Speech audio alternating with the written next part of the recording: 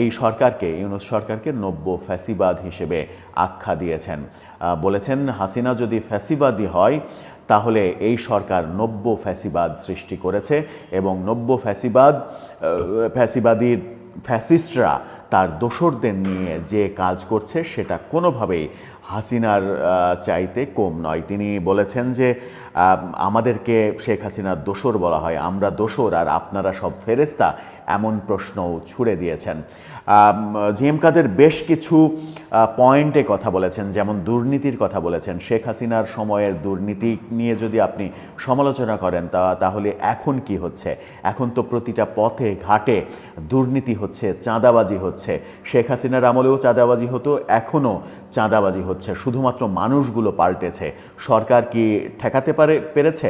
সরকার ঠেকাতে পারেনি। সুতরাং শেখ হাসিনাকে একা ফ্যাসিবাদ বলা ঠিক হবে না, এরা নব্য ফ্যাসিবাদ, সেই কথা বলেছেন। সচিবালয়ের কথা বলেছেন যে সচিবালয় দখল করে রেখেছে এখনকার ফ্যাসিবাদের দোসররা। তারা সচিবালয় দখল করে বিভিন্ন বদলি, ট্রান্সফার, বিভিন্ন রকমের কাজ বাগিয়ে নিচ্ছেন, কোটি কোটি টাকা হাতিয়ে নিচ্ছেন, এই অভিযোগ করেছেন। সচিবালয়টা দখল হয়ে গেছে ফ্যাসিবাদের দোসরদের, নব্য ফ্যাসিবাদের দোসরদের দ্বারা, তেমন কথা তিনি বলেছেন চতুর্দিকে যে খুন হচ্ছে, ভুয়া মামলা হচ্ছে একের পর এক। আমরা শেখ হাসিনা আমলে ভুয়া মামলা দেখেছি, এখন কি হচ্ছে? এখনও তো হাজার হাজার ভুয়া মামলা হচ্ছে। তাহলে শেখ হাসিনা থেকে এই সরকার আলাদা হলো কিভাবে? টেন্ডারবাজি হচ্ছে, সেই কথা বলেছেন। শেখ হাসিনার সময় টেন্ডারবাজি হয়ে থাকে, যদি শেখ হাসিনা অপরাধী হয় তাহলে এই সরকারও অপরাধী, কারণ টেন্ডারবাজি এই সরকার থামাতে পারেনি। টেন্ডারবাজির নতুন রূপ পেয়েছে এই সরকারের আমলে। জোর করে কাজ নেওয়ার কথা বলা হয়েছে। বিভিন্ন অফিসে গিয়ে এই সরকারের দোসররা, বিশেষ করে এই ছাত্র সমন্বয়কদের কথা তিনি বলেছেন, এই সরকারের দোসররা বিভিন্ন জায়গায় যে জোর করে কাজ নিচ্ছে। একটা উদাহরণ দিয়ে বলেছেন যে একটা অফিসে গিয়ে বলেছেন যে আপনারা যে বই পুস্তক করার জন্য যে কাগজ নেন সেই কাগজ আমাদের কাছ থেকে সাপ্লাই নেন। সেই অফিস থেকে যখন জানানো হয়েছে যে আগামী 2 বছরের কাগজ আমাদের স্টকে রয়েছে, তখন বলেছেন যে কোনোভাবে ওইগুলো একটু জ্বালিয়ে দেন, জ্বালিয়ে দিয়ে বলেন যে প্রয়োজন, সেই প্রয়োজন দেখিয়ে আমাদের কাছ থেকে নেন। এইভাবে জোর করে কাজ নেওয়া হচ্ছে।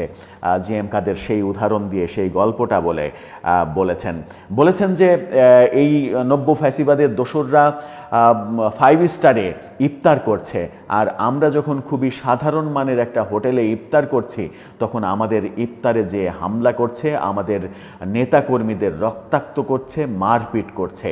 এটা কি নব্য ফ্যাসিবাদ নয়? এই ফ্যাসিবাদের সমালোচনা করলে আমার দোষ হবে, আমাকে ভয় দেখাবেন। ভয় আমরা আর পাই না, ভয়ের রাজনীতি আমরা আর করতে চাই না। বয়স শেষ হয়ে গেছে, এখন মরার ভয় পাই না, এমন কথা জিএম কাদের বলার চেষ্টা করেছেন। বলেছেন ছেলে মেয়েদের কলেজ ভার্সিটিতে যেতে দেয়া হচ্ছে না, ছাত্রলীগ ট্যাগ দিয়ে তাদেরকে মারা হচ্ছে, তাদেরকে জেলে দেয়া হচ্ছে, জোর করে তাদেরকে সরিয়ে দেয়া হচ্ছে, তাদের জীবন অনিশ্চিত হয়ে পড়েছে। এই ব্যাপারগুলো তিনি তুলে ধরেছেন। পহেলা বৈশাখ সম্পর্কে তিনি বলেছেন যে পহেলা বৈশাখ আগে সার্বজনীন আনন্দের বহিঃপ্রকাশ ছিল, কিন্তু এবার পহেলা বৈশাখে ঘৃণা ছড়ানো হয়েছে। পহেলা বৈশাখে আমরা কি দেখলাম? যে একটা বিকৃত মুখ, যার মুখ দিয়ে রক্ত বের হচ্ছে। পহেলা বৈশাখে আপনি রক্ত দেখিয়েছেন, রক্তাক্ত মুখ দিয়ে মানুষের মনে ঘৃণা ছড়িয়েছেন। অথচ পহেলা বৈশাখ ঘৃণা ছড়ানোর বিষয় নয়। পহেলা বৈশাখ সত্যিকারের সব শ্রেণী, পেশা, জাতি, ধর্মের মানুষ একত্রিত হয়ে আনন্দ করবে, শোভাযাত্রা করবে। সেই উৎসবটাকে আপনারা ঘৃণার উৎসবে পরিণত করেছেন। যে পয়লা বৈশাখ সবাই মিলে আনন্দ করতে যেন পারে, সেই জন্য জেনারেল এরশাদ পহেলা বৈশাখকে রাষ্ট্রীয় ছুটি ঘোষণা করেছিলেন। সেই পহেলা বৈশাখকে আপনারা রাজনীতির ছোঁয়ায় মুড়িয়ে দিয়েছেন, এমন অভিযোগ তিনি করেছেন। সব মিলিয়ে জিএম কাদের যে কথাগুলো বললেন সেই কথাগুলোর বাস্তবতা রয়েছে, কিন্তু সবথেকে গুরুত্বপূর্ণ সেটা হচ্ছে জিএম কাদের অর্থাৎ জাতীয় পার্টি ভয়ের বৃত্ত থেকে বেরিয়ে এসে এই প্রথম সোজা সাপটা কথা বলল। এরপরে কি জাতীয় পার্টি নিষিদ্ধকরণের দাবি উঠবে? যাদেরকে তিনি নব্য ফ্যাসিবাদের দোসর বললেন, তারা কি আবার রাস্তায় নামবে? তারা কি জাতীয় পার্টিকে আক্রমণ করবে? জাতীয় পার্টির অফিস এবার গুড়িয়ে দেওয়া হবে বুলডোজার দিয়ে? সেই প্রশ্ন কিন্তু সামনে এসেই যায়। কি হবে সামনে দেখার অপেক্ষায় আমরা। দর্শক, আপনার মতামত জানিয়ে লিখতে পারেন আমাদের কমেন্ট বক্সে।